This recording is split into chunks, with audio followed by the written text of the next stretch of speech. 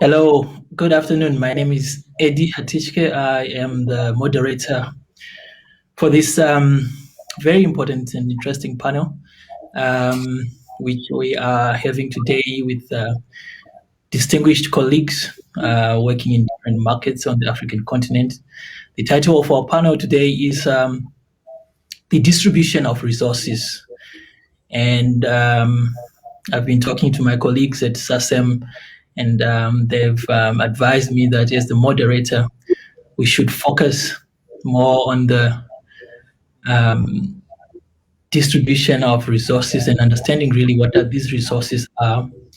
And I've understood that these resources are mainly the value that we get from the digital content that we have, especially coming from the African music, the creative economy on the African continent. So we are joined here by very important CEOs who are running important organizations in different parts of the continent. And very shortly, they'll get a chance to introduce themselves. I think another important thing that I just want to mention is that while there are many challenges that we encounter in different markets on the continent, we are deliberately deciding not to focus a lot on the challenges. I will touch on them, but I think we also want to have a good idea of the solutions, the opportunities, and the things that are exciting ahead of us that we can take advantage of.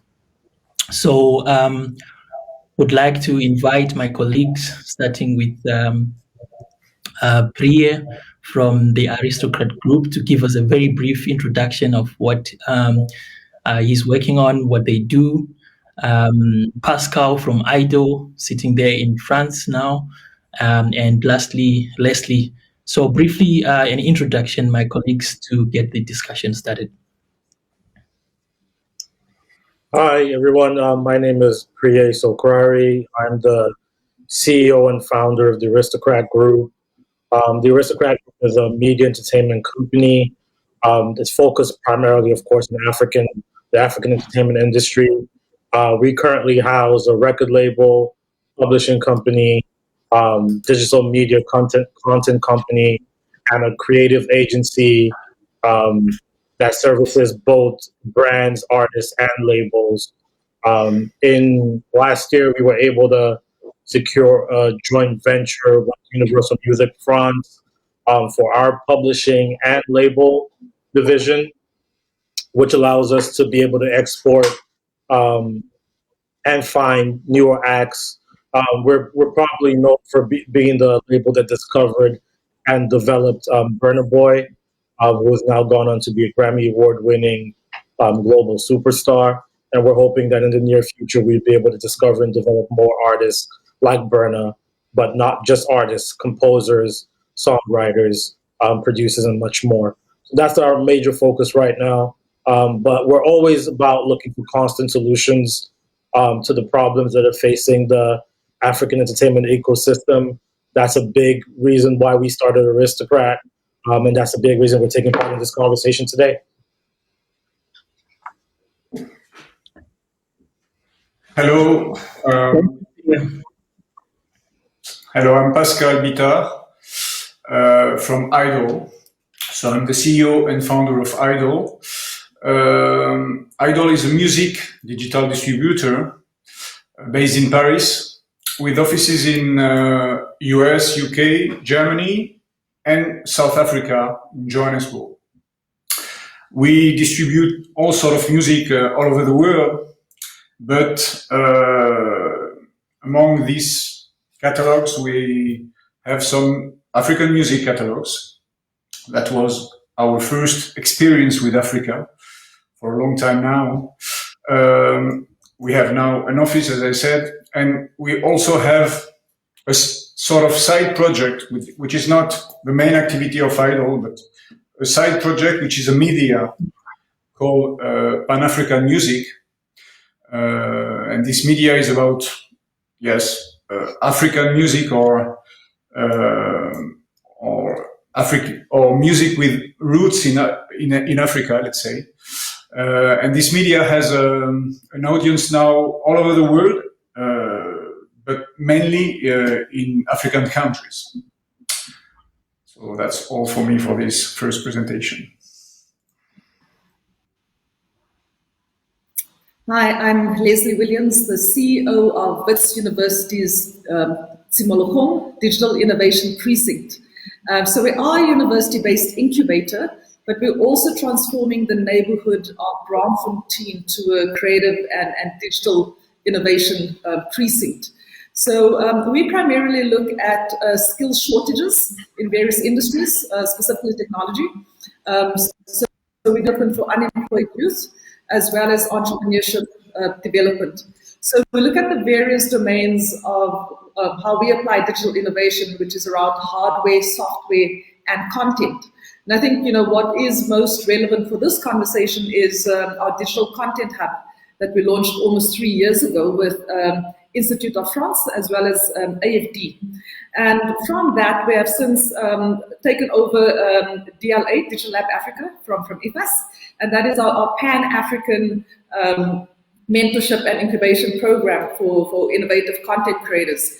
So there we focus on the various domains of music, animation, gaming, virtual reality, and web series. We also have an animation academy that's doing quite well. I can speak to that later. We've run a gaming incubator that's still going on. Studios Collective, we actually go to market work where we subcontract to entrepreneurs and creators. And then finally, we run an annual digital arts festival called Fakagezi Festival. We just about 6,000 people descend on the neighborhood. So I can speak more to those platforms later. Thank you.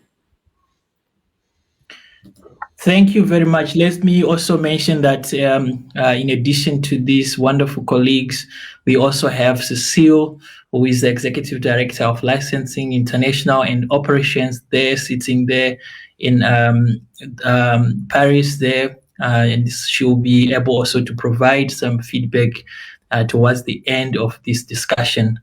I also just want to invite all those who are watching online or sitting there in Paris that there will be an opportunity after about 1 hour, 30 minutes of discussions to raise your questions that will be facilitated also by my colleagues there from Sacem.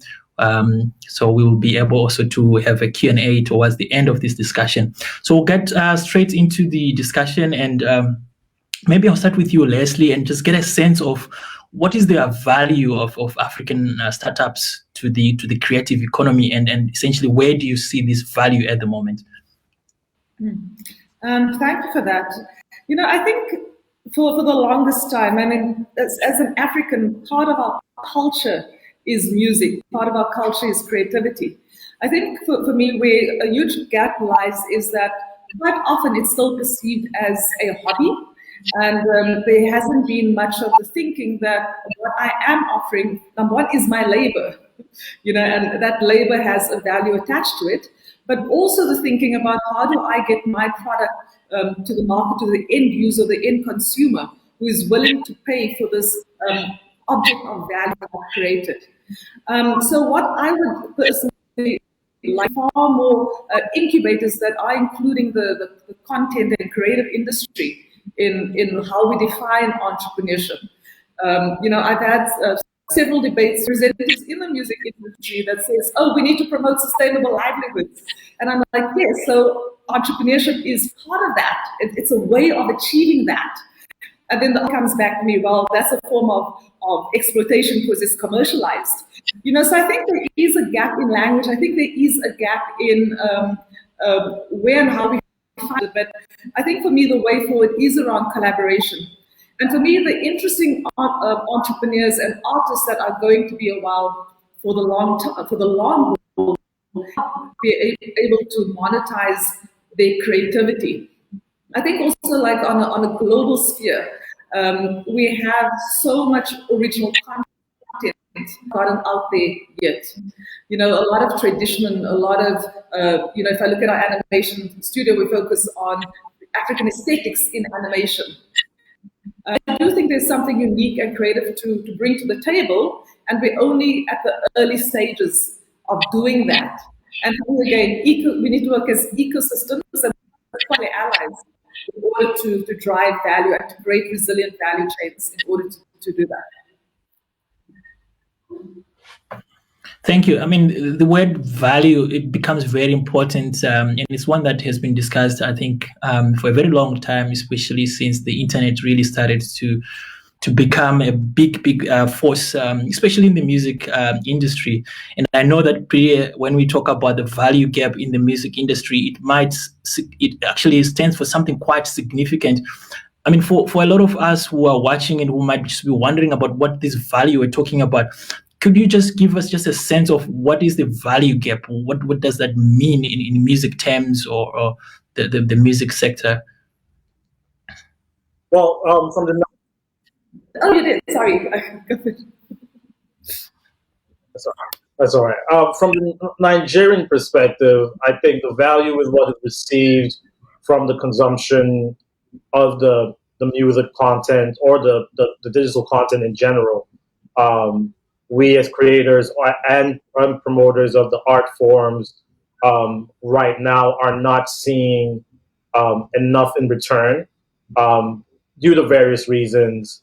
The buying public not really having disposable income, streaming platforms not really being internet penetration and data costs, the deals with the telcos not being fair enough, just various reasons why we're not receiving full value for the work that's being created. Some markets aren't, like in terms of the streaming platforms. I know YouTube isn't available across the continent. It's just still in several markets. Spotify just launched in about 40 countries or so now on the continent. So there's still a long way in terms of for us to receive true value for the content that we're creating, which is just the revenue being generated as returned back to the creative and the artists and the investors. Wonderful. Thank you. I know that Pascal has got a lot to say because, IDO is working as a distributor in many markets, and I'm sure that from where you stand, you've got quite a lot to add. Also around just the value in terms of the splits that these platforms are able to give back to the creators of content. Do you want to give us just an idea of where are these platforms standing in terms of the value they give us back as creators?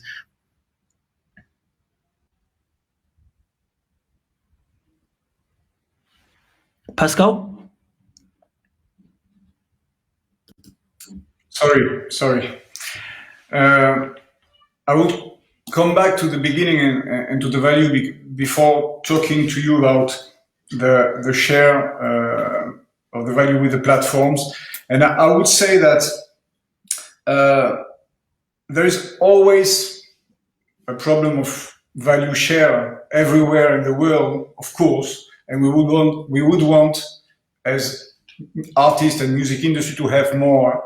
But I mean, the value share is not, from my point of view, the value share is not more important in Africa than in other parts of the world. The value share. The big problem is the value, just the value, not the value share. So I can, I would like to tell you a few words about that, and after we talk about the payout of the platform. One of the main problem in African countries is that 95% of the music of the listeners are on YouTube. YouTube is a very good example or symbol of the value gap, because the money comes from advertising, and the money we get, the payout of YouTube, is much lower than from other platforms. And in Africa, this value gap is much more important. This value gap is much more important because the advertising market is very low in some countries, and in other countries is non-existent. So on the platform where 90% of the people are listening music, the value is very low, and especially in Africa. And after that, on audio streaming platforms where we get the value where we get 90% of the value in US and Europe, for example, the freemium is in Africa, the freemium is very limited, and the premium, has not started for the moment, really. So for all these reasons, we have a big problem of value, more than value share. After that, I can tell you about what we get from the platform in percentage is the same here in Africa than all over the world. We get between 50 and 60%. I'm talking about the master. I'm not talking about copyright. Perhaps people from Sacem are more adapted to talk to you about copyright. Regarding the master, we get between 50 and 60% of our market share, let's say, in each platform, whether it's in Europe, in US, or in Africa. One big difference, and we can see that now Spotify is coming. Of course, the subscriptions are much lower here for the moment than in many other countries. So the money the artists and right owners share at the end, is the amount of money, the value, is much lower for the moment. After that, after saying that we have, for the moment, an important problem of value, I would say that, and after, of course, we will talk about that later, there is many reasons to hope, because there is many good signs for the development of, let's say, music industry and artist revenues in Africa.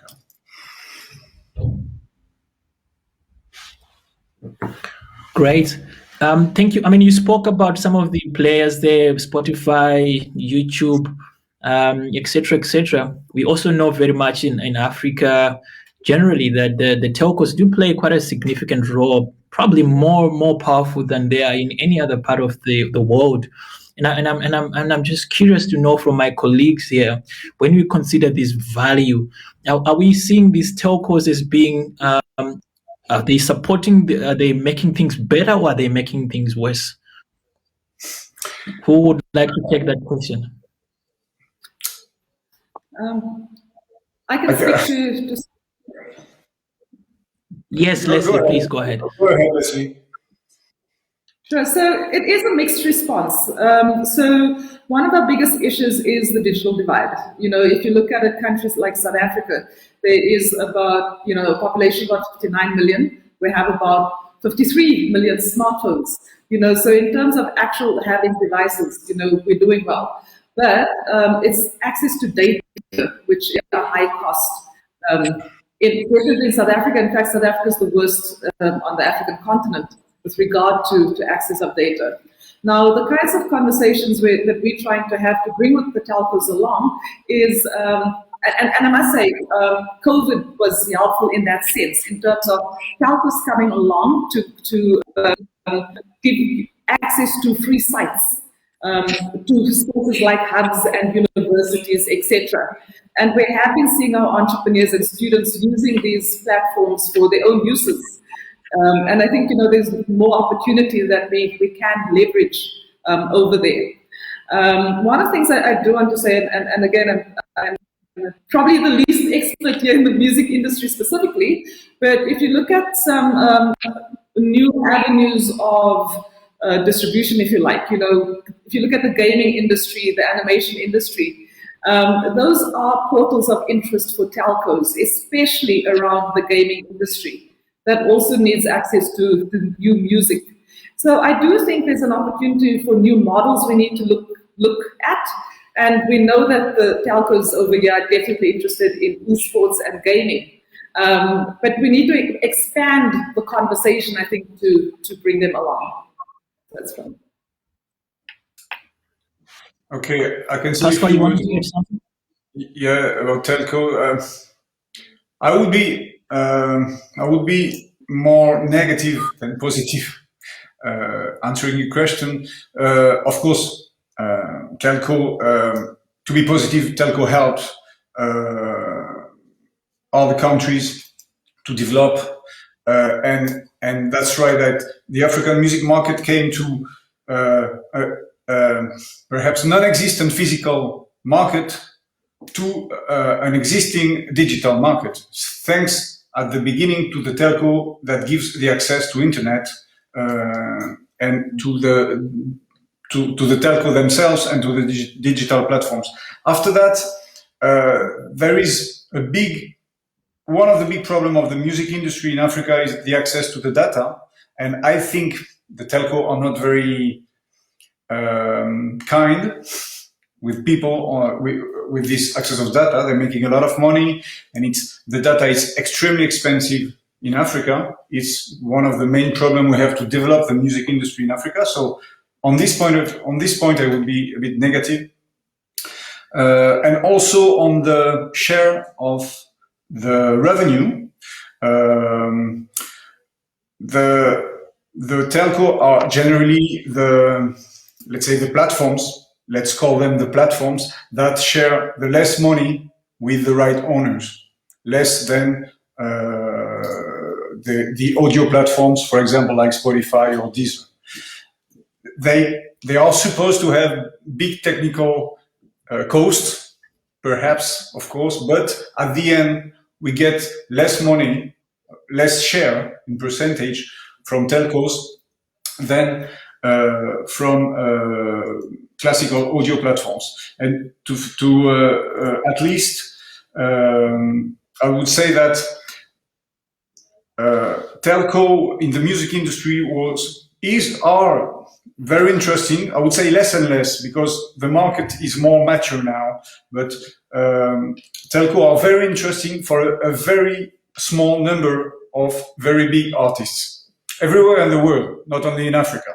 So at the end, when we talk about telco and music, we talk about, of course, big revenues, but for a very small amount of artists. Yeah, I'm going to stop you there, Pascal. Thank you so much, because you mentioned two very important things. That the telcos, I think, largely beneficial to what we call probably the top tier artists, so artists who are big artists, and not necessarily the artists who are still emerging. And unfortunately, on the continent, you do have quite a lot of these artists. But also, you started talking about the shares.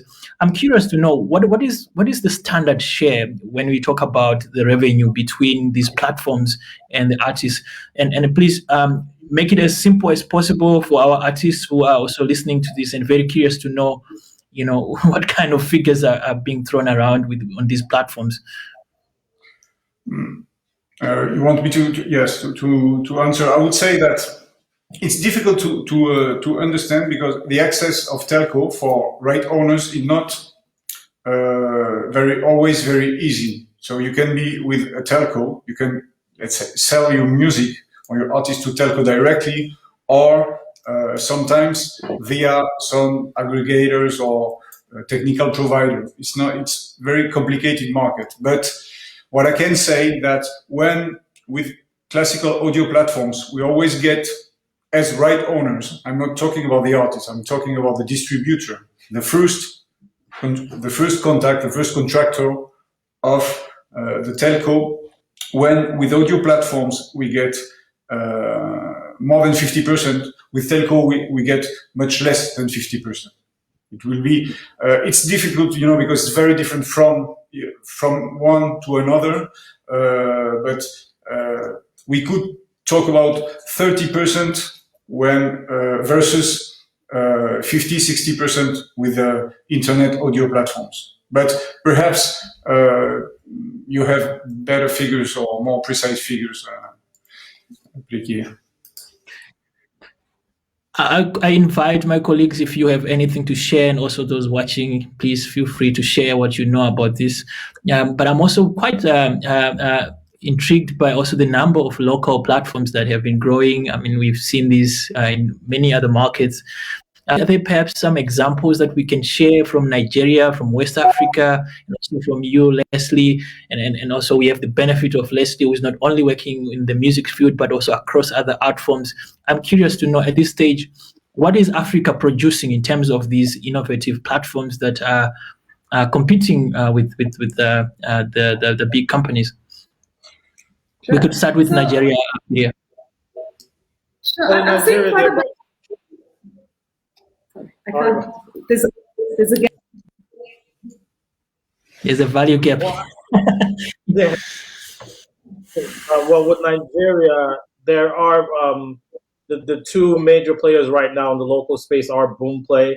There's some new emerging apps like Bedu that have come in to try to bridge the gap of having more local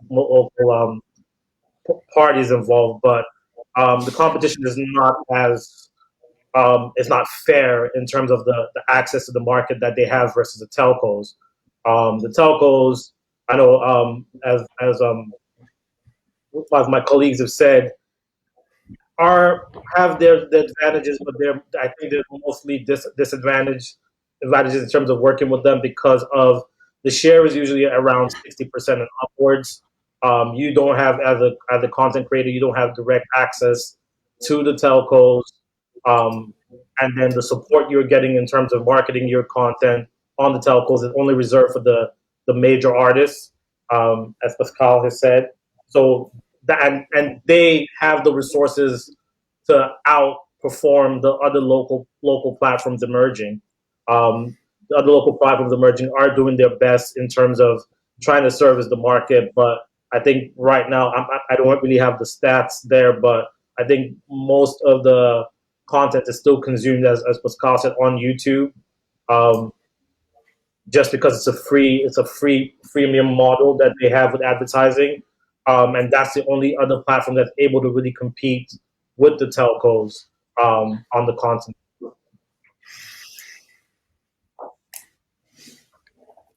Thank you. Leslie, please. Sure. So if I look at some of our winners of Digital Lab Africa, I'm seeing some of the creatives and entrepreneurs really having quite a localized focus in their solutions. And I'll give those examples in a moment. But I think for me, the big shift that we need from taking them from startup to full-fledged institutions that make a big difference is investment. The technology works, the solution works, but they need decent investment to really get them off the ground. So out of Congo DRC, we have Bazix, and that's a music platform for emerging artists. So right now they have about 500 artists on the platform, and they focus on Congolese and Afro music, and really big in terms of supporting audience engagement. Where we have Impera Online, they're really looking at software to digitize traditional music instruments, especially in East Africa. And starting off with the Impera, they want to create what they're calling Zimbabwean early urban music and hip hop. So that is again going to be website. There'll be a VST plugin that they're creating, and then also a mobile app. And then finally, out of Kenya, we've got Request Africa. So they're using Internet of Things, IoT, and machine learning to really create a comprehensive African billboard chart. So I think there's such fantastic opportunities when you look at like new technology and blending that with digital content. I can say a few words about local platforms to say that for the moment we don't distribute blockbusters, so perhaps I don't have the right view because I don't have Burna Boy or Davido, but the revenue coming from the local platform are very, very low, and I think it's not going to be very easy because if we compare to Europe or US, even in mature markets and very big markets like UK, US, France, it's very difficult even now for local actors because they compete with Apple, with Spotify, with Amazon, with let's say, the biggest companies in the world. You know, these companies are more powerful than France, the country. I'm comparing a company with a country. You know, so even in the biggest market in the world, we don't have many local platforms doing well. It's very difficult. So there is always some exception. In France, we have a platform called Cobuzz for this a very good platform doing high definition sound, etc. But they're doing very well, but it's not easy to compete with the international actors. So I hope that within a few years, Boomplay or other ones could do, or Jukes could do as well as the biggest one. But let's say it's not easy. It's not easy for them. True, very true. I mean, Leslie started to mention some of the local platforms. I think there's quite a number of them. Some of them quite interesting, especially in the last 5 years or so. I mean, you may have heard of the success stories there coming from Dundo in Kenya. I think they've done extremely well. They've got big numbers. I mean, obviously, it comes down to the value that is being provided to the artists, and also if on the continent we are also at a stage where we get the value not only in terms of the monetary issues, but also the value that we get from the media, the touring opportunities that come to that. Is that really relevant? Can we say on the continent that is also something that we can say, look, we have to be not only focused on the tangible value, but also on the intangibles, which could translate into more opportunities in the future? Because I've really seen, for example, on Music in Africa, I mean, we definitely not in that realm of those platforms, but ourselves in being able to provide, audiences to African musicians. And I wonder if this is relevant at all. Do you have anything to add there? I mean, I'm sure that you see many of these examples there, Pierre, in your industry as not only a recording label but also a publisher. Yeah, the ecosystem here, as I said, is especially for these new platforms, is really tough. As Pascal said, you're competing against the big global heavyweights.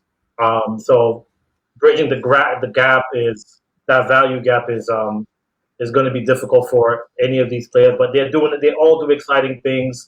As I said, the platform in Nigeria that we just recently launched, Bedu, has been doing a lot of. They do like billboard placements for the artists across the city in terms of exchanging value. For the content, so they're finding new unique ways to bridge the gap, I guess, to create that value, whether through marketing, support. They've been doing award shows. They did a Bedu Award where they honored like a lot of new upcoming artists. So I think these new platforms, and they've been relatively successful. Using this model of exchanging services, since they can't compete with exchanging revenue and providing actual streaming revenue from their platform. We on our part are always looking for new ways to partner with these platforms, where if we're not being able to generate the revenue, we're getting some type of support from them. And we've seen partners like Boomplay actually extend that effort to work with us. And I remember there was a time. Yes, go ahead, Leslie. If I may add a point to that. So, I think for me, and I'm a big optimistic person, I know this, and I think, being in the field of innovation, one has to be. Everything is emergent at some point or the other. We just need to do the work. Two things that excited me in the past year. The one is, KG breaking out with Jerusalem and that going global. And I think things like that create confidence in the African market. About 2 or 3 weeks ago, Flutterwave, that's a African payment platform, raised 170 million US dollars. They're now valued at $1 billion organization. They entered into a partnership with PayPal, around making payments easier across the continent. So I think we do have room for optimism. I think, yes, there is a history and legacy of difficulty in the industry, but I think my hope lies in what we are seeing emergent. If I look at, just the work we're doing in animation at smaller form, even though it's a different industry, it's within the cultural and creative industry. In the past, since we launched the studio 2.5 years ago, we've created 4 short, and one is officially selected to the Los Angeles Rocks International Film Festival. And I think, we're going to start with these little bubbles of opportunity across the continent. Right now, there's a lot of vibrancy that is not mainstream. There's a lot happening behind the radar. And I think it is that's where the innovation lies, and it is about formalizing that into the mainstream. And we're seeing pockets of hope. Yeah, I mean, and you've tapped into exactly what I wanted to ask, because there was a time when, I remember sitting on many panels, and the moment I'd hear people talking about the promise of the internet and how things are growing, and there was this digital platform, streaming, etc., it always was countered by the problem that the African market is still largely unbanked, and then it's difficult for musicians to receive their monies, etc.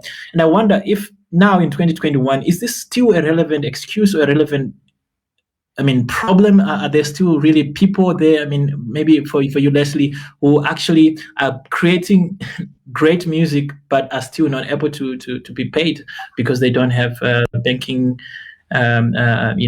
facilities, etc. Sure. Or is this like an old argument? It is an opportunity, and like I said, the fact that a company like Flutterwave could be valued at $1 billion, dollars, an African company, to make payments easy, that is fantastic. Maybe I'll share a story of a network that was formed just before lockdown, the Africa Tech and Creativity Group.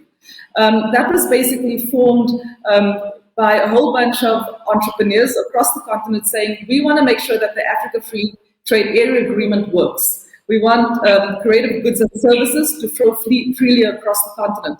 This was sparked by an entrepreneur, the managing director of Sacem in Nigeria.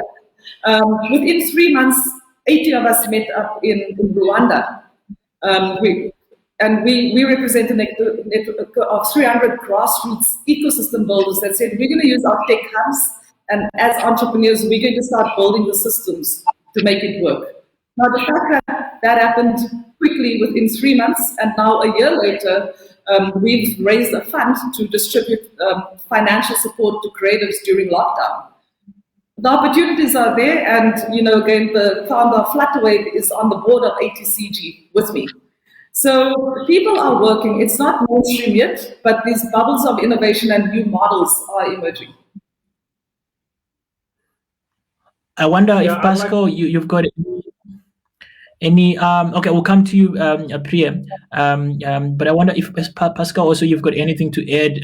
Have you seen in your line of work as a distributor any exciting tools that are coming, bridging the gap, and perhaps ultimately addressing the issue of the value gap?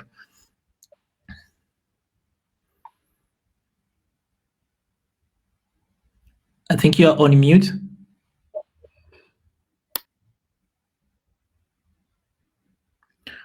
Okay, we're gonna come to Priya now because we cannot hear you, Pascal. Priya, are you able to I'm continue? Sorry. There you Second time.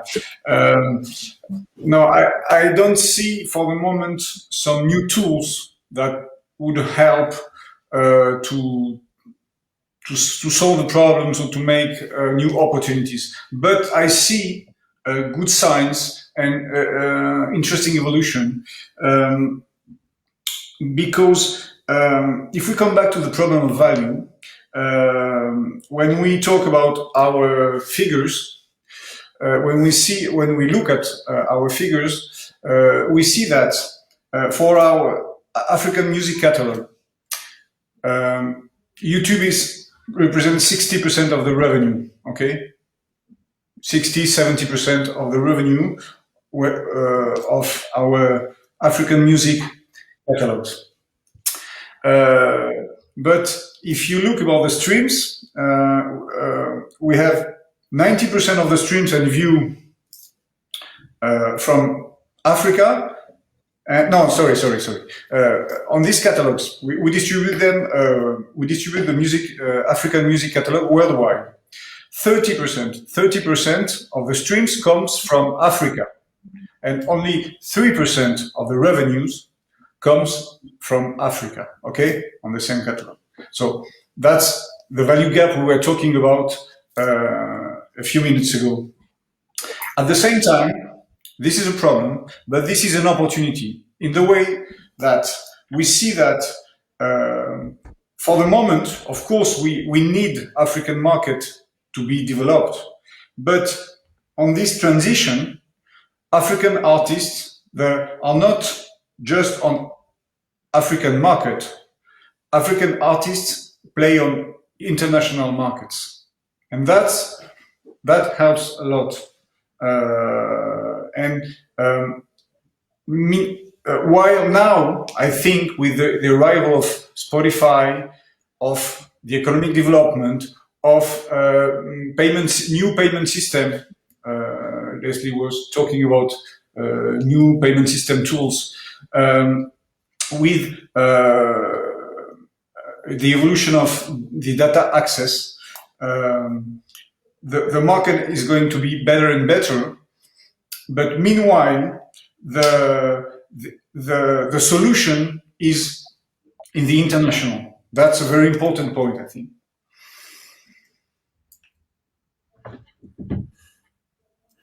Thank you. Piria, do you want to add to this? You also wanted to speak before Pascal.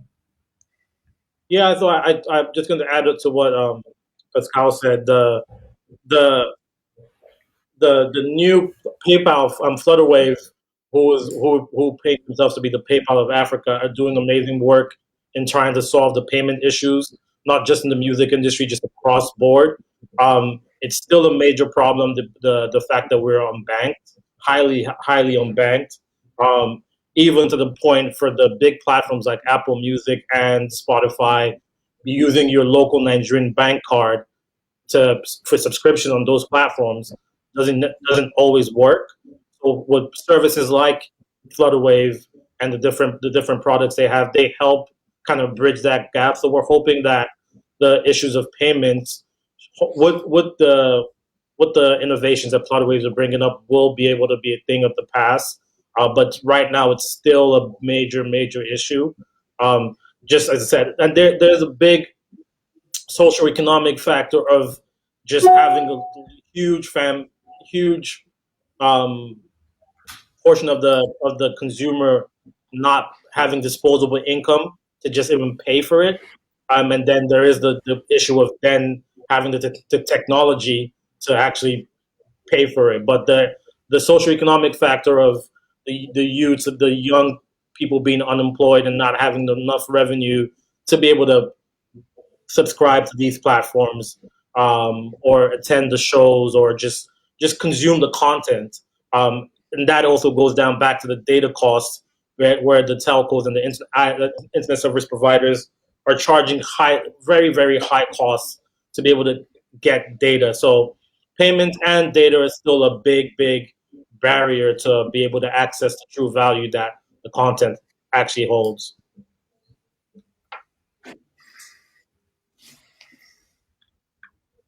I can imagine on your side there, Leslie. I mean, you get a lot of startups, individuals, and kinds of smart people coming to you with ideas. Where is the trend going? What do you need to have to make it in this space where you want to provide value to creatives and also, create a sustainable business? What are the fundamentals there? Sure. So what we took a hard stand on when we launched the Digital Content Hub is that for us, the business is important. We want to make sure that the art is at the heart of it. You know, with a lot of our other incubation programs, we'll really push the entrepreneurs to listen to the end user and develop the technology solution around that. Whereas in Digital Content Hub, again, for us, the art becomes super, super important. So Digital Lab Africa specifically, we usually have up to about 700 applicants across about 30 to 35 African countries applying to be part of our programs. And right now we select up to 9 winners. So we know that there is a huge gap in terms of those who need support to this. You know, we can only support a small subset.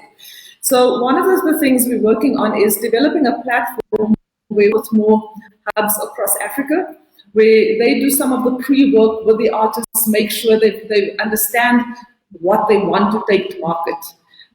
From a concept development perspective, that they've got some of the foundation. Because right now we're supporting a subset where people have worked for a while, but they need that boost to take it to the next level. We have incredible artists that we know will make it without us anyway.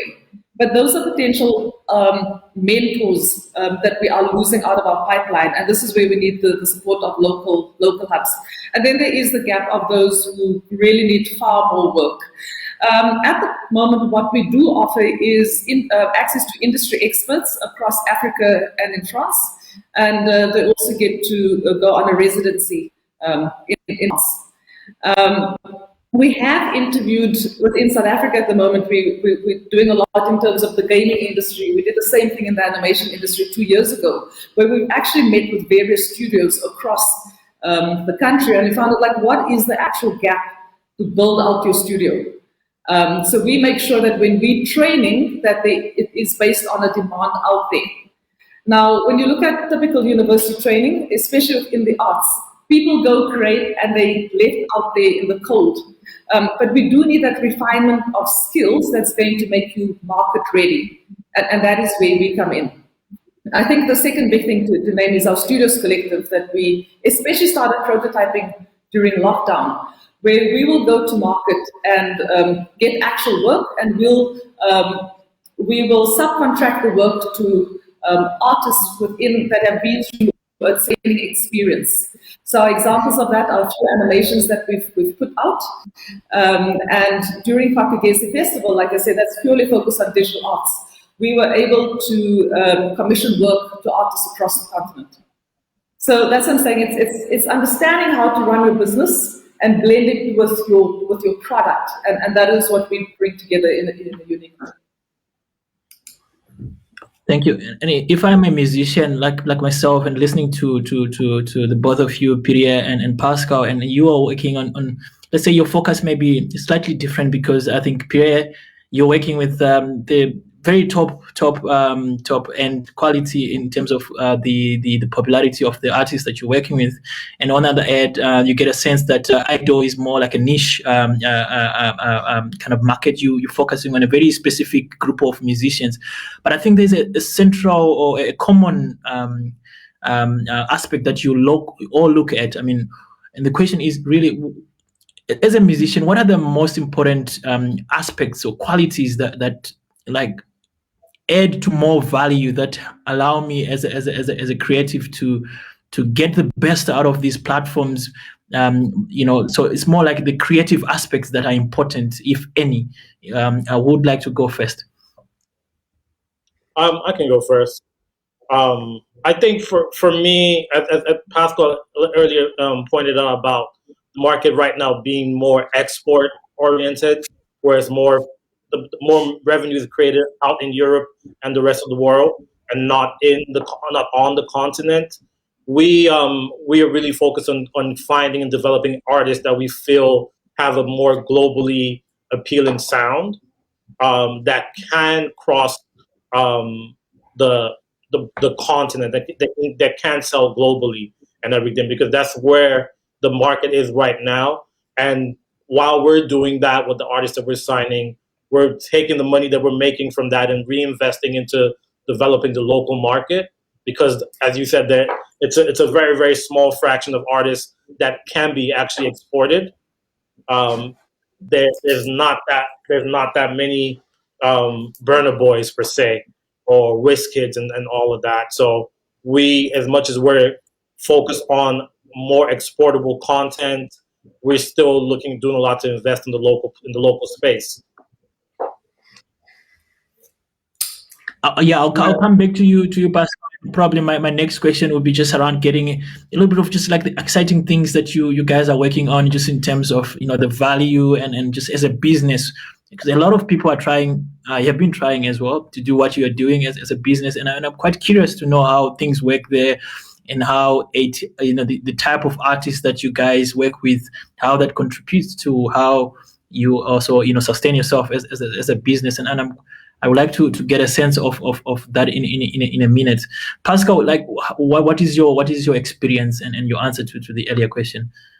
Yes, on your previous question, I would say that the key points for an artist today is, as Pierre said before, and as I said before, is international, it's export.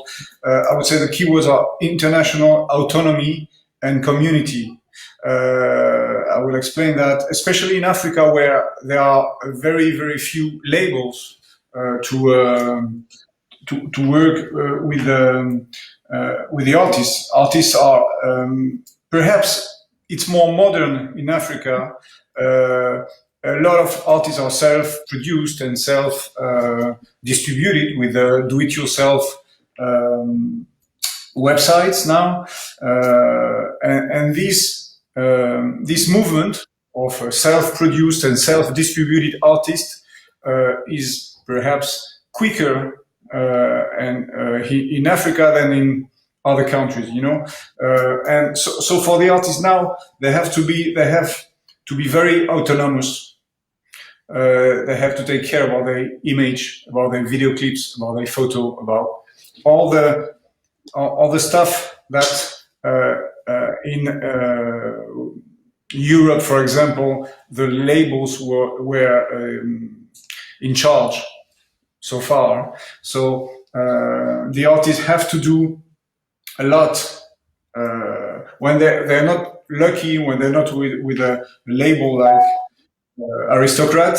They have to do everything themselves. They have to build the community. So it's also about internet, the social network. The community will always be their community.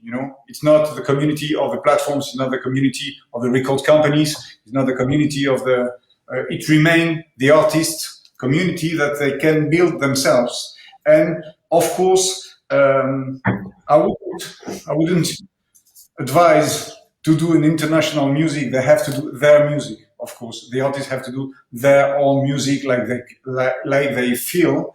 But the one that will succeed, of course, are the one that will reach an international audience. I'm talking about short term, of course, because what we think. I mean, what we want to develop is the African market, but it will be on a medium and long term that we will have a very strong African market. And meanwhile, the artist has to think about international audiences. Thank you. I wonder if you want to add anything, Leslie, there before we get back to Priya. Sure, maybe just one thing. I mean, when our key, if you like, mission at Simolopong is to really make sure that we're developing world-class African digital entrepreneurs. And what that means for us is that every time we work with anyone, it is standard or quality standard. So one of our interventions, especially linked to Digital Content Hub, we have several international partners that we work with, and particularly France. I mean, one of the things I would love to debate at some point is, like how much of a international sound versus, creating those platforms African narrative and sound and feel, especially since we are seeing more and more African talent on international circuits. Where are the spaces for that development? Yes, and that's very important, and I hope we'll get to also look at that also towards the end of our talk. Priya, when you're looking at your strategy for the next 5 years, kind of thing, which kind of talent do you think will give you an edge as a record label in the business that you do, and why those kind of artists?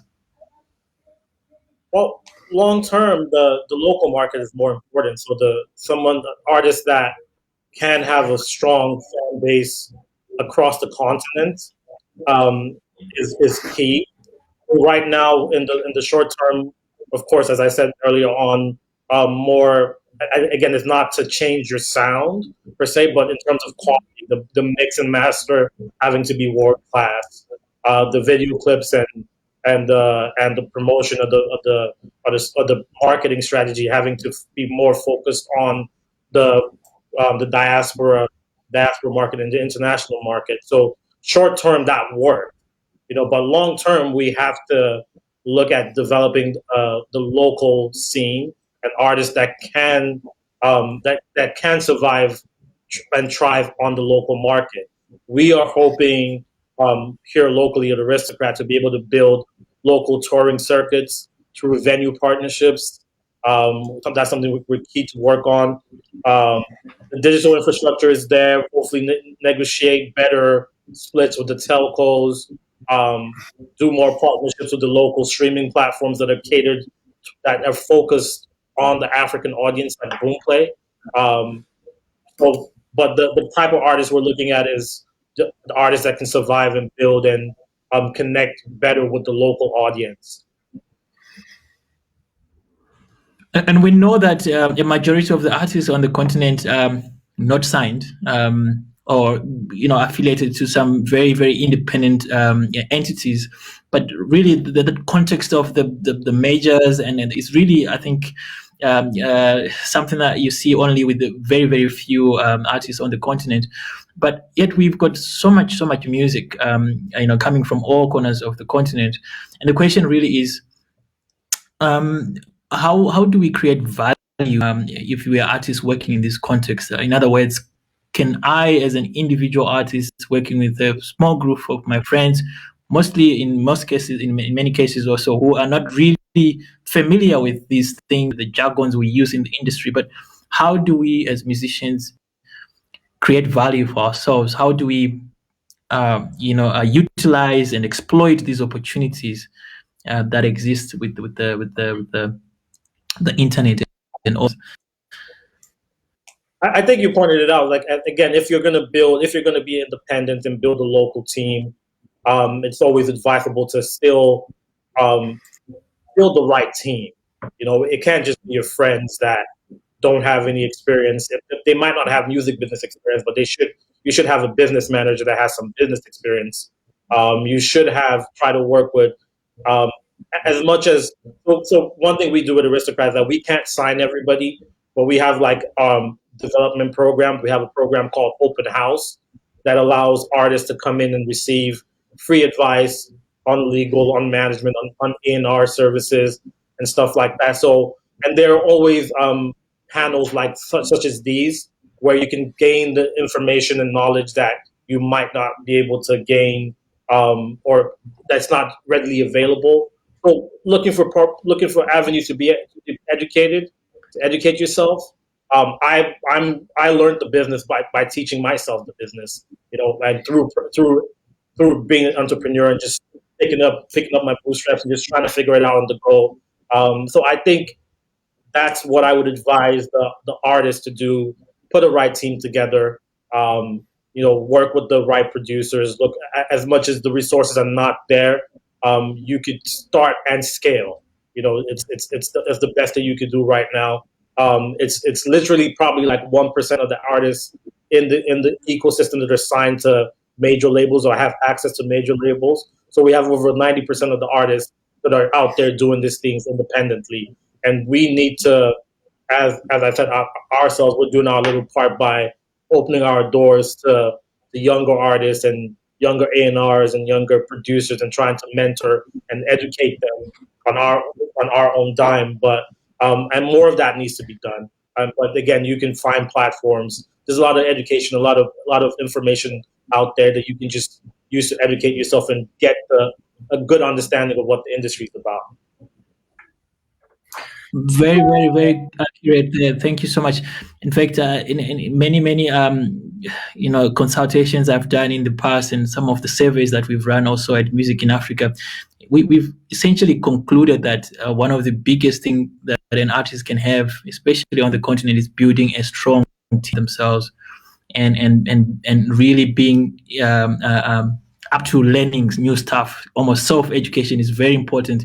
In fact, a lot of the guys we spoke to after when the lockdown started happening and all these kind of things, it seems to us that education is really becoming very important, especially on the local market, where generally the culture of formalized education and where you can find things in the one place is not really that strong. So artists need to learn, artists need to find the right people, and to always look for opportunities. And I think more importantly, to treat whatever they're doing as a business. There's always been issues like a lot of artists come to our offices and they say, look, we want to tour. And we ask them, why do you want to tour? They say, because I'm going to be on a big stage with other artists. But then we're saying, are you able to actually evaluate how that benefits your career? Is that the direction you're going? All this kind of thing. So you get a sense that there's still a lot of just having the right people and building the right strategy and working towards that, those aspects that will complement the strategy. But also, on the continent, we do talk a lot about our regulations, our policies. And sometimes these things are not so easy to talk about, because I think traditionally it seems that, government, there's just a general feeling that government is not pushing enough. And I wonder where you see this, how does government help us achieve the value that we're looking for, Leslie? In South Africa, there's been a lot of back and forth around the amendment of the copyright bill and all that. It was approved at one stage, and now the president is being told by the artists, the creators themselves, that you didn't do enough consultation. We want this to be revised. And we all know that even if that is revised and it becomes the best copy that we can have on paper, what happens practically is another thing. But I'm just curious to know, where do you think government, before we get to these other organizations like Sacem, but where do you think our governments can help us? And is that practical at all? Is it an expectation that we can afford to have? Yeah, that's an interesting and difficult question. I posed a similar question on the Africa Tech and Creativity group a few days ago in preparation for this, just asking, which governments do you think are leading in terms of policy in the cultural and creative industries? And I hardly got any responses. My Nigerian friend said South Africa.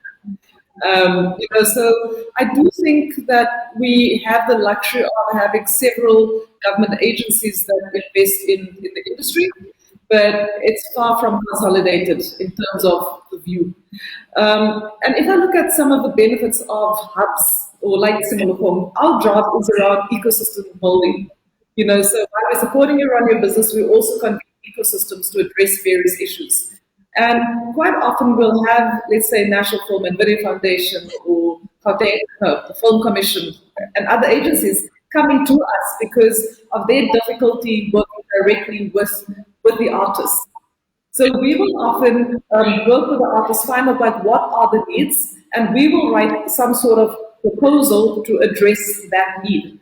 And because of our partnerships, we are able to do this through various government agencies. The problem is that it's not standard. And for me, that is where the policy issue comes up in terms of standardization. In a similar way, if you look at the Western Cape are positioning themselves as the provincial hub, or at least the African hub for technology and creativity. And that's, again, where that is a different government that is that's running the Western Cape, that invests in the arts, and they want to attract film and music and various arts to the Western Cape. So again, it's not standard across the nation. It's still very, very provincially led. KwaZulu Natal, again, is investing lots in the arts, but again, it's fragmented. And this is again where I agree with the earlier point around education to the artists.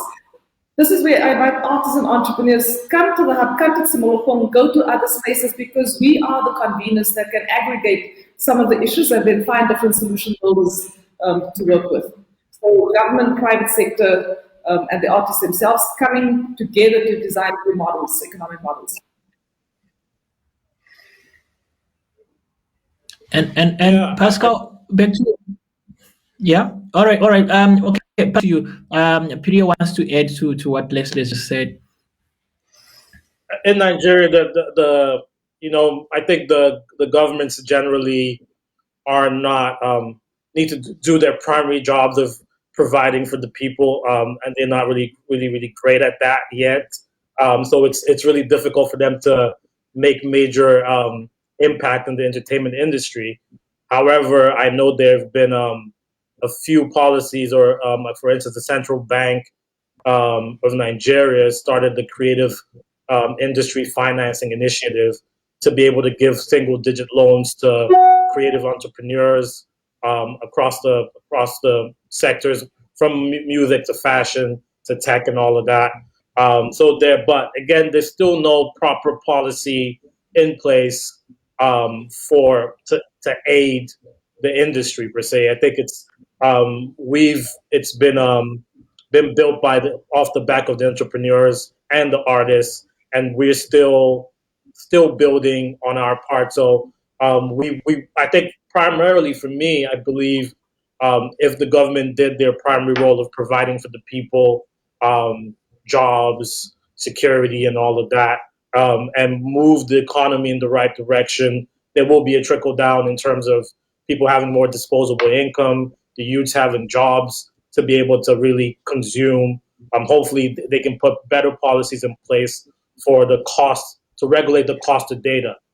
For instance, I think the fees that they charge the telcos and the licensing and all that goes on between them is a big part to play for why the data cost is so high in Nigeria and generally on the continent. So I think those are the policies that we would like to probably see the government step in or intervene to be able to make a difference. Wonderful. Pascal, I was unless you had something to add, I was just going to pick a little bit, and I was just going to ask a very basic question, and you don't have to answer it if you don't have the answer. But often we think, and I've seen it in a lot of African countries, where a music video hits a million mark on YouTube, and a lot of people equate that to money. And I wonder, if you can just set the standard there, what kind of monies are you looking at when you get those figures on those platforms as an artist? Is it automatic as well that you get paid for those things? What are some of the conditions? I'm asking this question because I think I've seen a lot of just how musicians on the continent approach going online. Going online meaning putting the music on those platforms. So you've got some musicians in other, I believe, which are unfortunate cases, they will go to. There are a lot of brands now that are, willing to, because they've got a lot of followers on these platforms, so they are willing to take your music video and they say, we'll give you exposure, and they'll almost like have a side deal with you, and they'll put the music on YouTube on your behalf. And of course, the benefit there is that you get more clicks than you would if you were using your account sometimes. But I'm just curious to know what kind of monies are you going to get when you get those kind of views? Okay. Just before answering your question about YouTube and you're talking about UGC and Content ID, we'll come back to that. I just want to tell you that I completely agree with Perry and yourself when you're talking about education and more professional. We need, even us as distributor, we would like to have, instead of talking to the artists directly that are very finally alone and they need more help, they need professionals, they need managers, and they need education. So I completely agree on this point, and perhaps I would it would be impossible for me to answer the question about what can do the government, because I'm not in Africa, I don't know about that, but I would say they could help on the main problem: data access, payment system, and education of the artists. So just a few words about that. Regarding YouTube, you can on YouTube, all the money depends on the advertising you have on a video.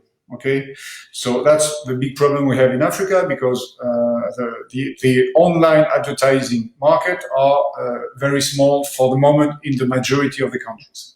It's a little bit different in South Africa or Nigeria, but even in South Africa or Nigeria is still low compared to European countries, for example.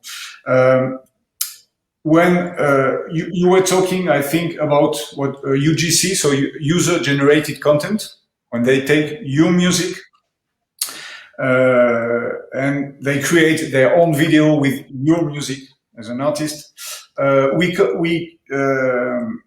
it's completely possible to monetize this video as if it was yours.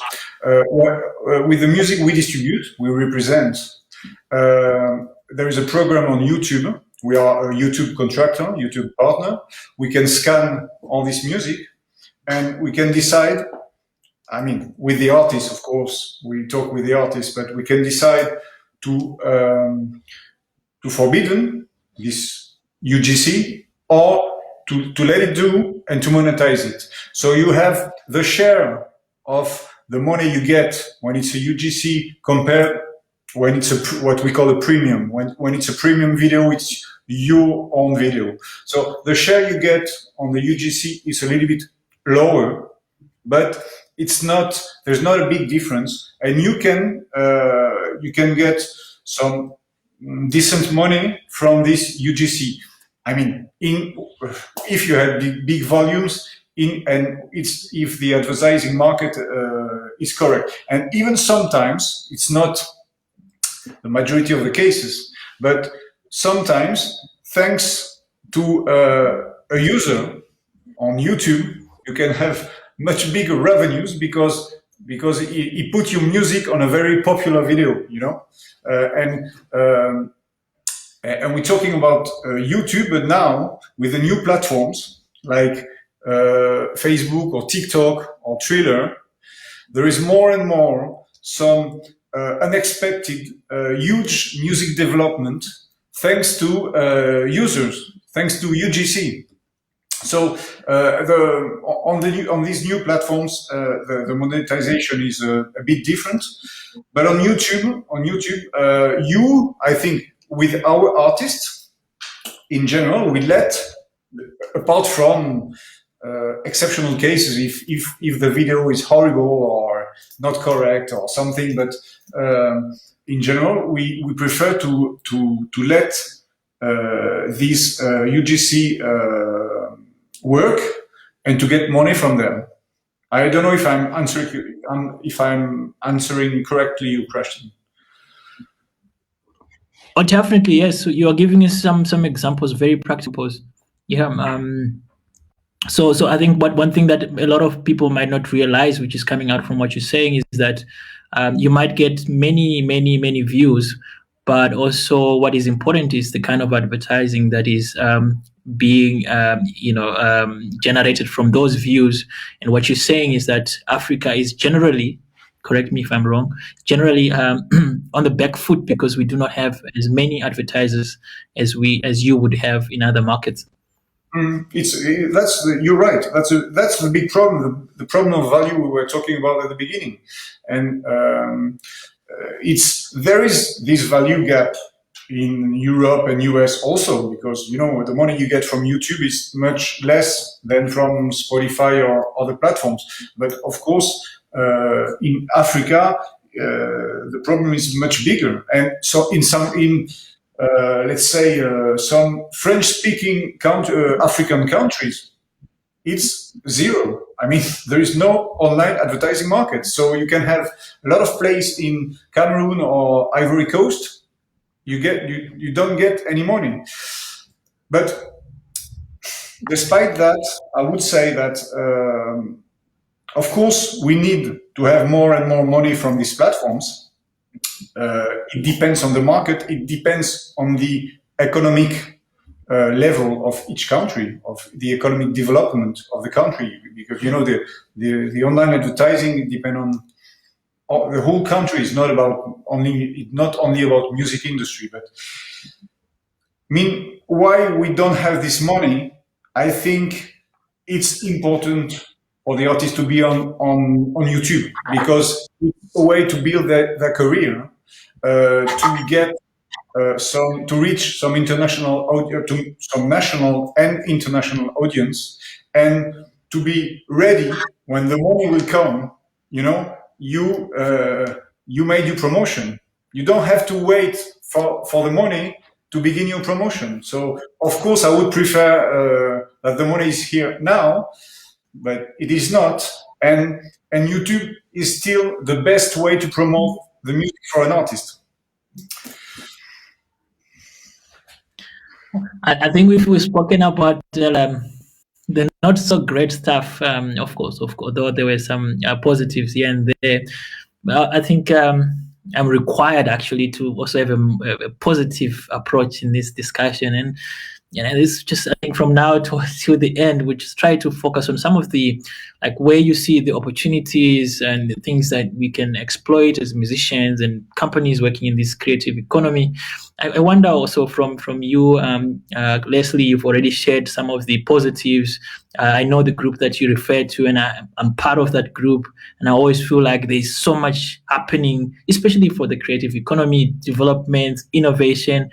And we are moving forward, I think, as a continent, and I think even creatively there's so much stuff happening, and I think we can talk for days about how the Grammy that Bernard got, just how it positions and where it gets us. There's so much happening, and the question is are there some success stories that you can share just in this context?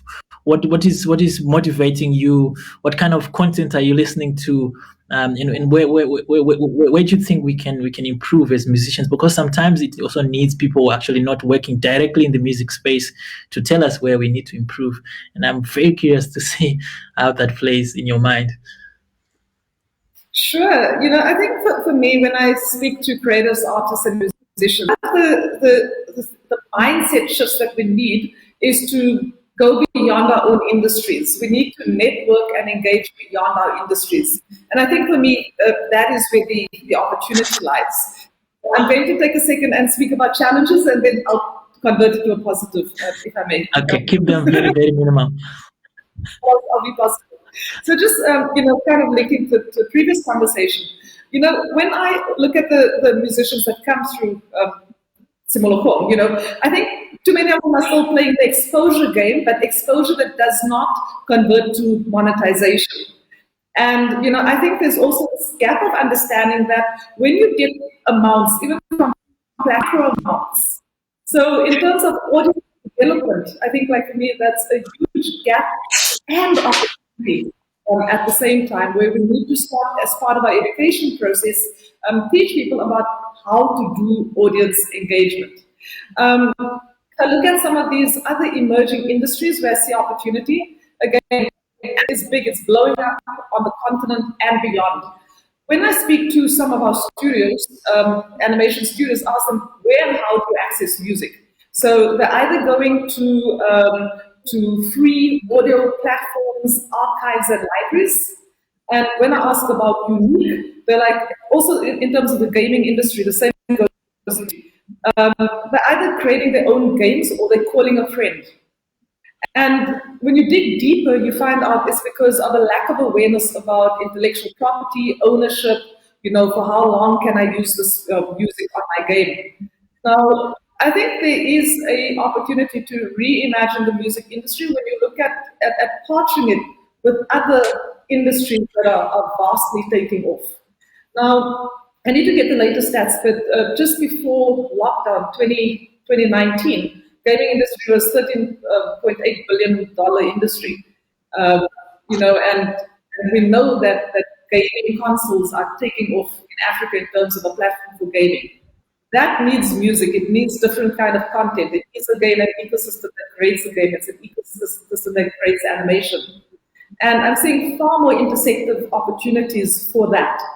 South African Music Rights Association is around the corner from smaller home precincts, so we interact with them quite often. And these for us are the touch points. Similar way, Sacem is a partner of Digital Lab Africa, but it's not only music, it's that intersection of multiple sectors where I think the opportunity to strengthen the music industry lies. Great. And Nigeria is often very dissimilar to other markets. I mean, I've heard some interesting stories, just how music is monetized there. What do you have to share there, Priya? What are the exciting things that are coming from your country? I think, as you mentioned, the successes of our artists going global, artists like Burna winning the Grammy, Wizkid also winning the Grammy for Best Video. It has spurred a lot of excitement in the country. There are a lot of partnerships happened over the past year. One of which is ours. You're seeing more presence with the majors in the ecosystem locally, which to me I look at as investment, because I think for me the way out of the challenges we face right now are collaboration, education, and investment. If we're doing the right collaborations like joint venture partnerships, or you're seeing partnerships with streaming companies and labels and artists and labels. The education, there are a lot of people doing exciting stuff. There's the Music Business Africa program that's put together by a guy called Godwin Tom to educate the next generation of music professionals and the artists. And there are a lot of other programs like that. As I said, we have our internal program called Open House that we use to educate. And then the investment, as I said, the presence of the majors in the market, and the wins from Burna and Wizkid, and how far Nigerian music has traveled has encouraged more people to come in and invest in the market. So those are the exciting things: new platforms, new streaming platforms, new agencies, a lot more people, just a lot more activity. I know by the first quarter of 2020, the media entertainment result was about 0.31% of GDP in total. And by the end of last year, because of the pandemic, it dropped down to 0.20. But we've seen year on year since 2019, quarter on quarter, there's been a growth to the contribution of from what the media entertainment industry is contributing to the GDP of the country, and we hope to see that continue to grow. But as I said, that would only grow through collaborations, education, and investment. I was speaking to your colleague here, Pascal Thibault, and now it was interesting because it was the time when we were just getting into the lockdown. But it was interesting because he said, look, the business is not looking bad at all at the moment, because there's just so much attention to distribution. A lot of artists who obviously are used to performing and getting money from the live, of course, they're looking more at a very narrowed basket of opportunities in terms of revenue. And I suppose for you, that creates a lot of pressure, artists wondering when their next paycheck is going to happen, like the kind of numbers that you're doing for them. How has it been for you? Do you find that COVID has affected your kind of business, or has it actually made it even more, let's say, lucrative or promising? No. Generally, globally, we are very lucky. We are very lucky with in this. All the money is there. Because we are in digital, and all my friends in live industry or in many other sectors or jobs, it's terrible for them. So working in digital, I wouldn't say we have much more opportunities. We're not like Netflix, for example, or some companies or Amazon doing much better during the pandemic, but we're doing as well as before, and we still have a market growing all over the world. So we have to say we are very, very lucky for that in our company, and I mean company like ours. We don't have more pressure. Yes, of course, because we haven't said that before. You know, all over the world, not only in Africa, all over the world, perhaps 90% of the artists are making a living. I mean, the artists that makes a living with music, they make a living thanks to live. Only the biggest ones are making a living thanks to recorded music, you know.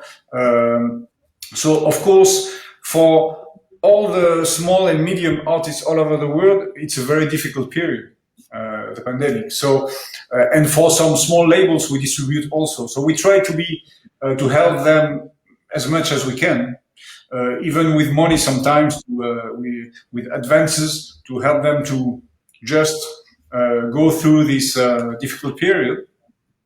But for us, it's still there's still a very good dynamic, a very good momentum. Yes, and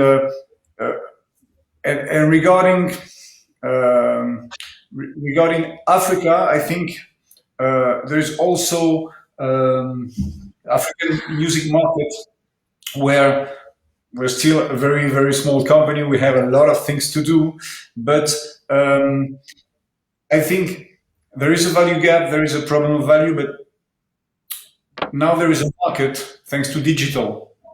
And there were almost no market a few decades ago. So apart from, for of course, artists working with European or US labels, but now there is a market. There is some outlets. There is a possibility to sell the music all over the world, and I think we are. I'm not talking now about Idol, but about the African music artists. It's now the beginning of a new step with many good signs. The margin of improvement is huge. The situation is not very good. The problems are. There's a lot of problems, but the margin of improvement is absolutely huge in this African market. Great. I just want to ask a question. I've had this been thrown around in the past few days, and I've actually also experienced it personally as an artist myself. I wonder what you think of platforms like TikTok.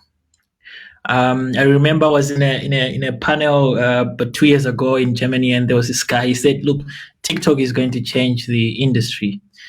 And as an artist myself, I put my music on Facebook, on YouTube, but I always find the algorithms of these platforms, the major platforms especially, it seems to me that they sometimes work against you, especially if you're an unknown artist. But TikTok, on the other end, not considering what they offer to artists in terms of money, but I find that they more or less provide like an equal opportunity to both known, established artists. Like it's if your content is okay, it will probably get an okay kind of attention.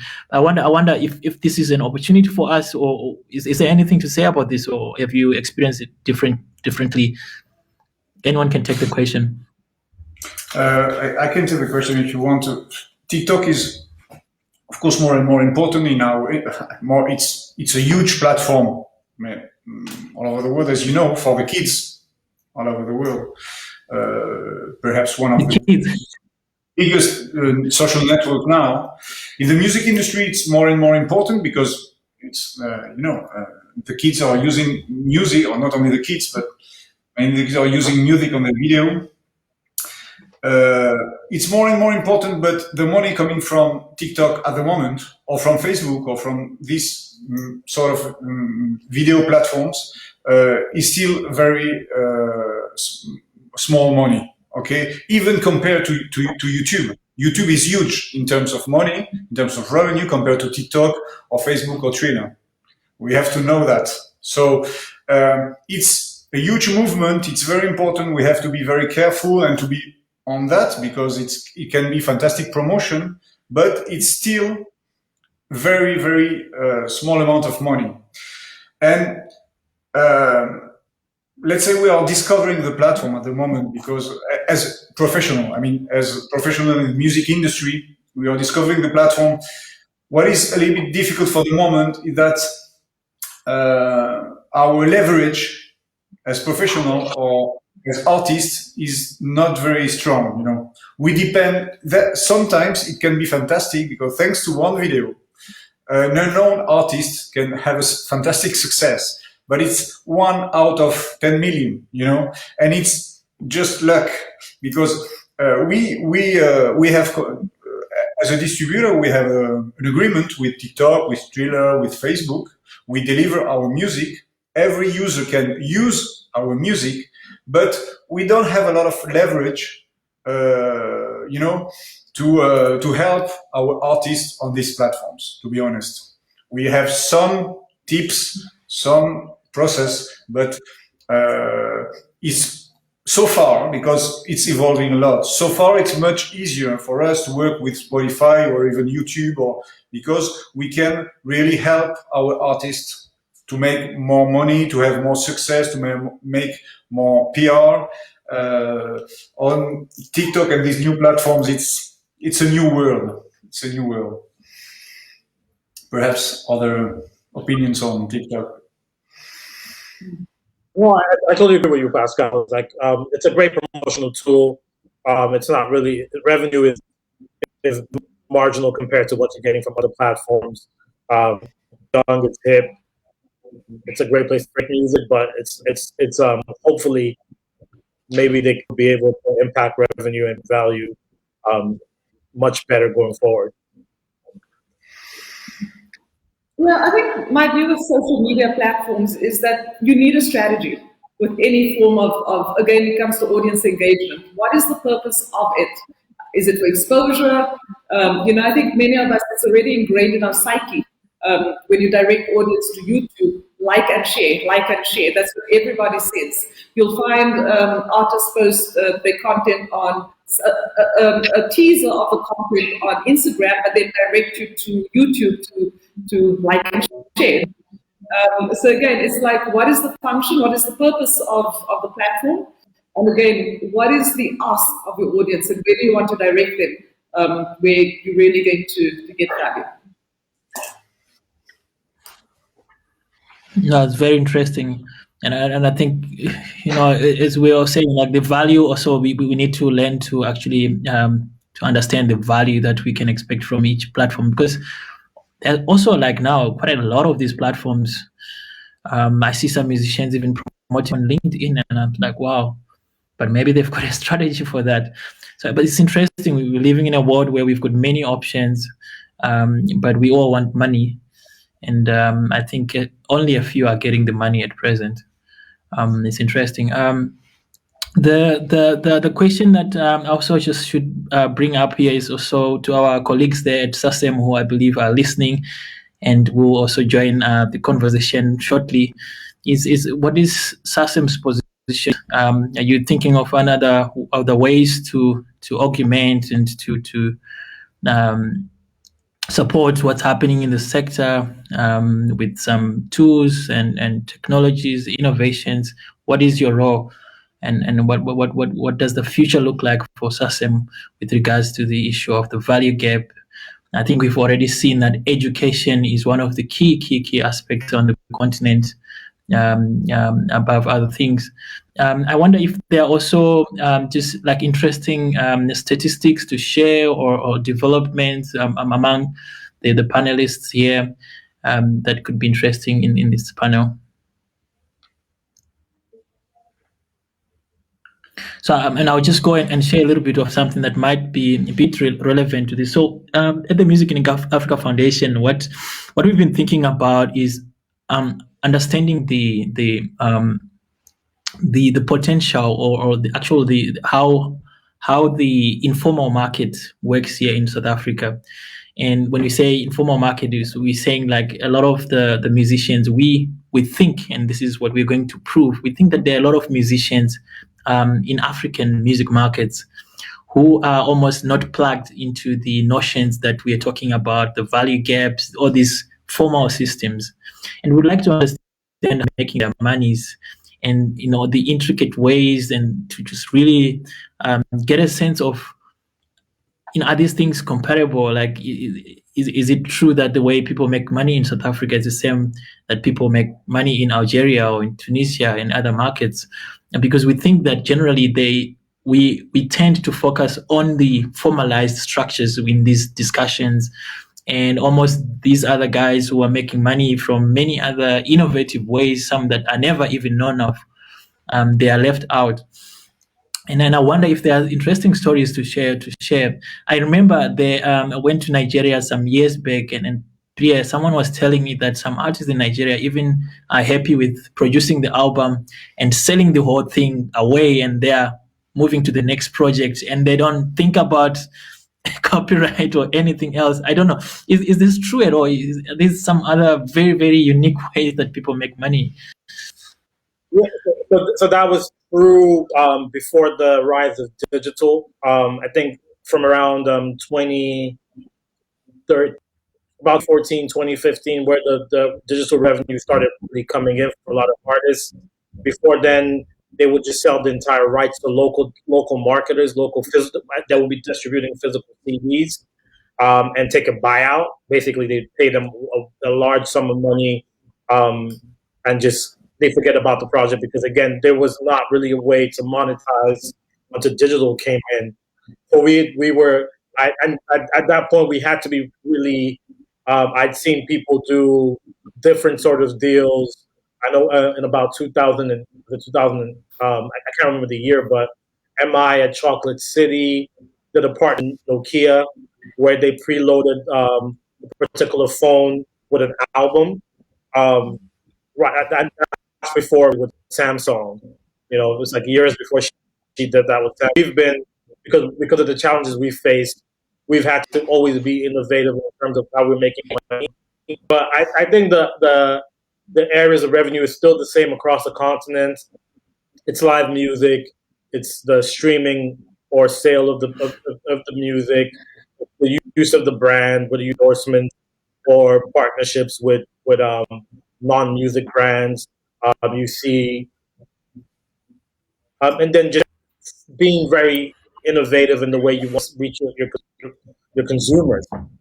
We've seen, like I said, MI in the past do stuff like that. We've seen Diamond, Platinum in Tanzania do all sorts of endorsements with different type of brands. I think he owns a paint company too. He just whatever they could use the brands to earn. Still a big source of generation for here. Thanks. We were struggling a little bit with your line there, Priya, but let's hope it gets better. On your side, Pascal, do you have any kind of last words? What do you think we need to prime ourselves to better benefit from this digital market? No, I would come back to what I was telling before, that this digital market is at the very beginning, not only in Africa, everywhere. It's the beginning of the digital market. The evolution, it's going to evolve a lot, and in Africa especially, it's, as I said before, there's a margin of improvement, a huge margin of improvement. And the African market is ready for that in the way that the market began in the digital era. The market really began in the digital era. So let's hope that the acceleration of the economic development And what you were saying, what is very important, and the education, and the more the arrival of more professional people, more education for artists will help to accelerate and to go to perhaps the second step of this digital era. Let's be optimistic. Yes, we should all remain optimistic.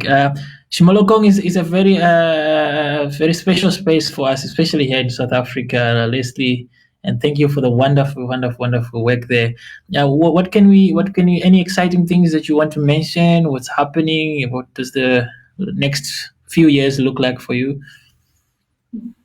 Sure. I think maybe two things to say. I think one of my closing points is that, the informal economy is the mainstream economy in Africa. And there's a lot of innovation and vibrancy there, but you can't scale it across borders. And for me, like, one of the asks and slash questions to institutions like Sacem is like, where and how can we create onboarding platforms or onboarding processes to more formal platforms, where we build in trust around shared value creation. I think there's a huge gap and opportunity there. One of the things that excited me a lot during COVID and lockdown was, we already a digital innovation precinct, so we were on the up. It was easier for us to transform our business. But we also took a lot of our programming online. We saw a lot of interest across Africa that was to be part of our programming. So picking off with gaming and then also animation, and there's a lot of interest out of Egypt, which I thought was very, very interesting for us.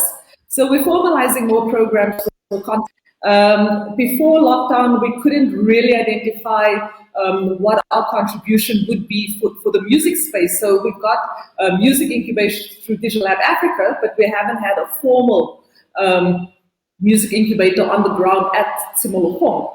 But we are seeing more of those requests coming our way.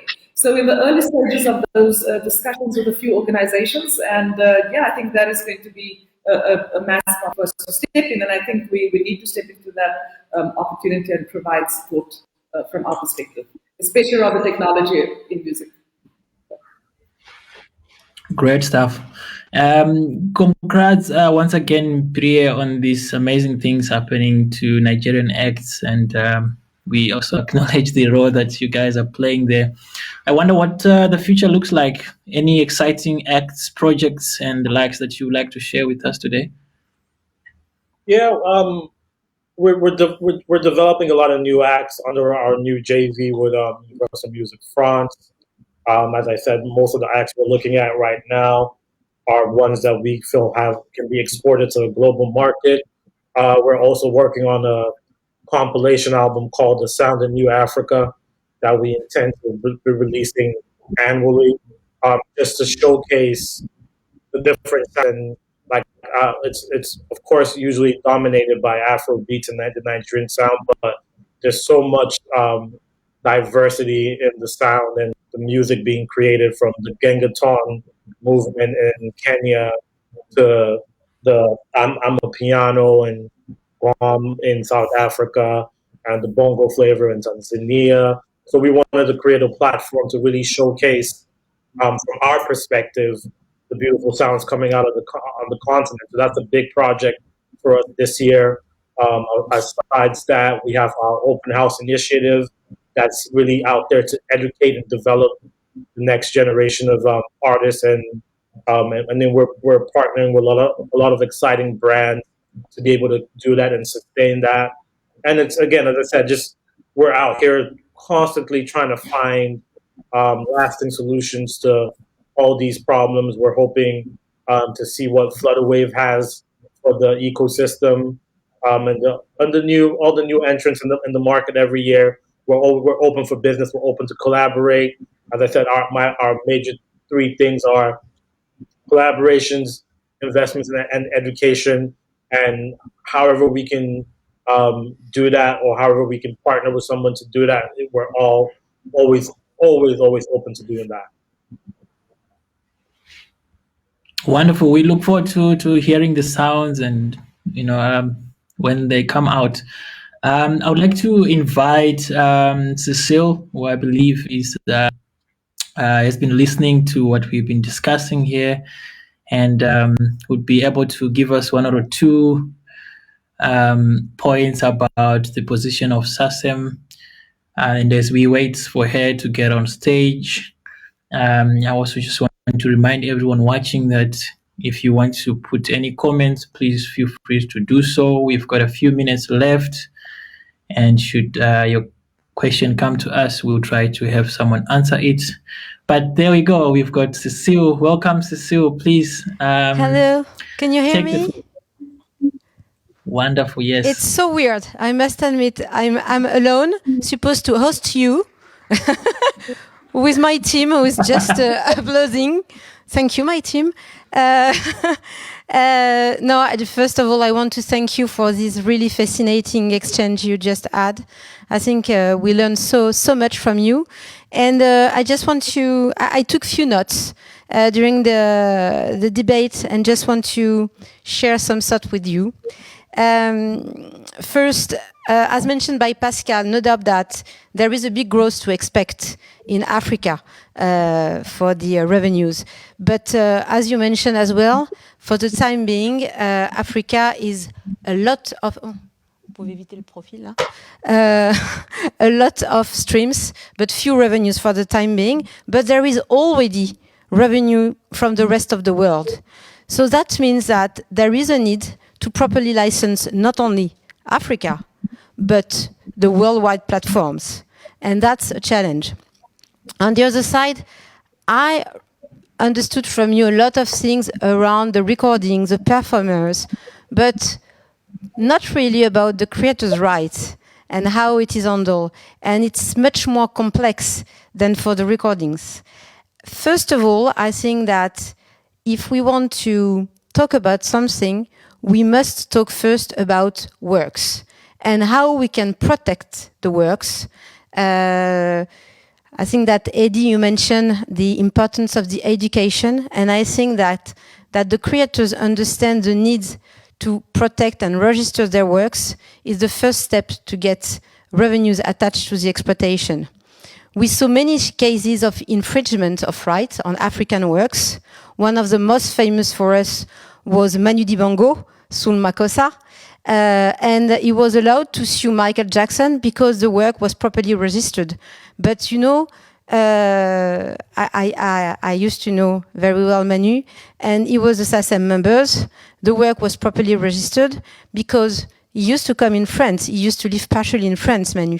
This is not the case of most of the African creators that live in Africa. And I think that we must develop a solution for those creators to allow them to protect their works. So this is the first thing.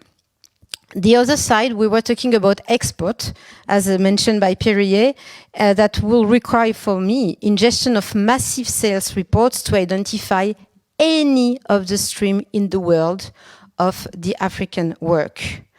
And that requires, you know, heavy costs because there is massive amount of data, massive amount of streams, especially with the explosion of social media such as Facebook, TikTok.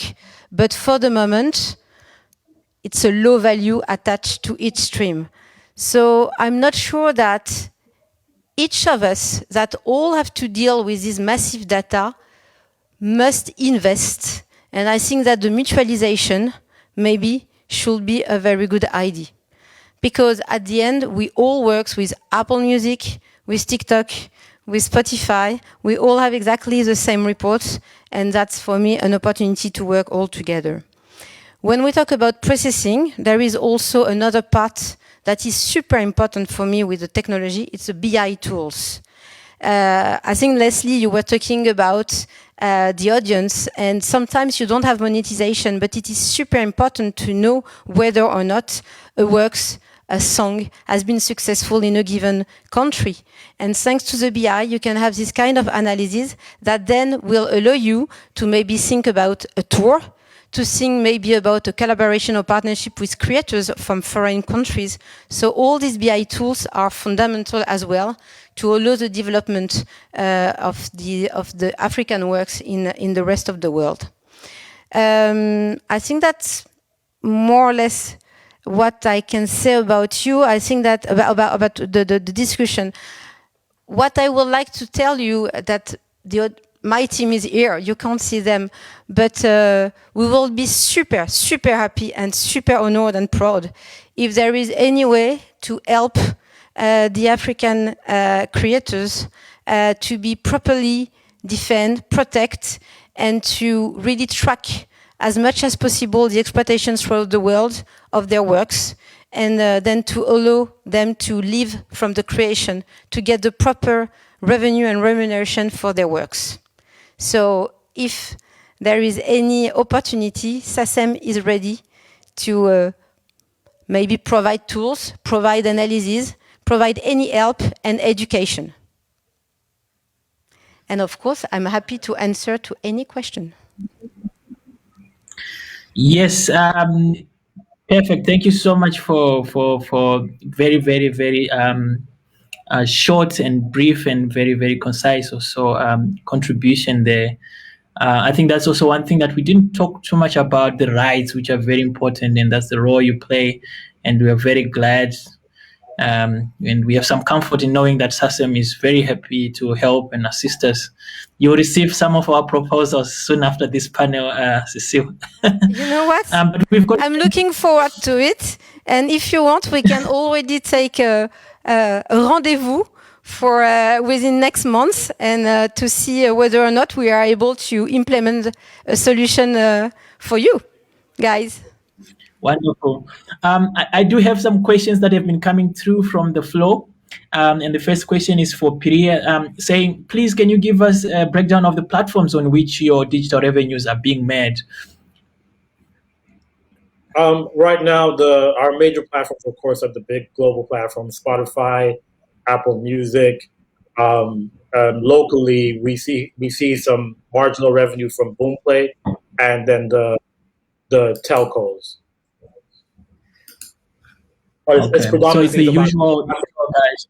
80%, about 80% coming from the major international platforms. Okay. And how are you? This is a question for everyone. If anyone has got some experiences, the question is: you've all been mentioning about this value gap. It seems like everyone knows about it. What are you doing about it? And the question is: are you engaging with these service providers? What kind of lobbying systems what kind of messaging has been going to change things in the interest of the creators? On our part at Aristocrat, a couple of years ago, we decided to go by the process of cutting out the middleman and being an aggregator, so we could sit at the table with the telcos and not have to go through an aggregator. So we are constantly trying to cut down the amount of people in the value chain, so we can negotiate better directly with the telcos. That's one strategy that we've used to try and get better rates from that to just, as I said, just us becoming the aggregator. Apart from that, there are government initiatives and a lot of conversation and lobbying has gone through in the past couple of years to see how we can renegotiate the rates with the telcos. We're hoping to have some great news this year or later, early next year on that. But right now, nothing really has changed. If I can testify on Sacem's side, we were the first society in the world to deal with Facebook worldwide. So we now have been in licensing with Facebook for nearly 4 years. Of course, we have agreement with TikTok. When I talk about Facebook, I'm talking about Instagram, of course, as well. And I think that all the development of the social media with what we call the GAFA is where we try to balance as much as possible the value gap and to now try to get the proper remuneration from the exploitation of the work on this platform. Much better than before. Yes, thank you. someone sent a direct question to me. They said they understand also there's been some inquiry with regards to the war business model of YouTube, where I believe YouTube may have been classified as purely video platform and not necessarily a music platform. And I understand, guys there in the UK might have tried to really understand what's really happening there, because it seems it's not very clear. Or is it, Asisi, or do you know anything about this and where it is going? I understand some governments are starting to really question that model as well.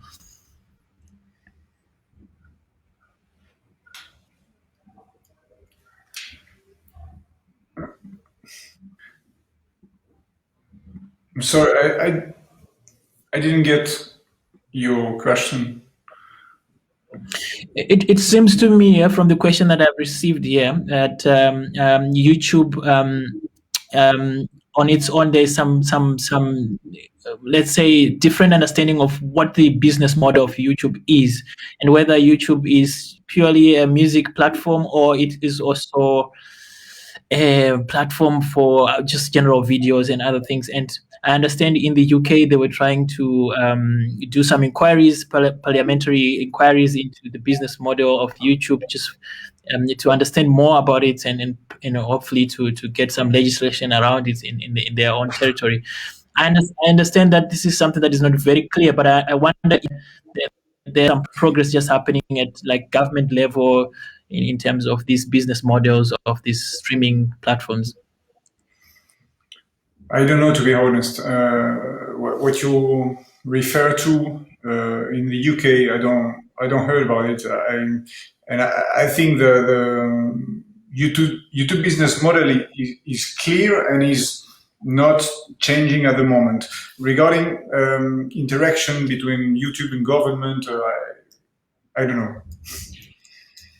What maybe I can just confirm is that you have two kind of revenues. You have what we call the pure music revenues, and then you have the general entertainment. So that's maybe the difference, or maybe the split that the question was referring to, about the fact that there is a pure music service, but there is also a kind of general entertainment content that is available on YouTube. And the question might be maybe, is it a real pure music platform or it is a general entertainment platform? I think this is maybe around this topic. My colleagues, you've provided all the answers that to the questions I had, and it's been a very, very interesting 2 hours. And I just want to thank you, firstly, Sacem, for creating this platform for us to revisit this very important topic, and my colleagues for taking the 2 hours and a lot of rehearsals and questions we had to ask in the background. Thank you so much for being here and for being wonderful, wonderful panelists.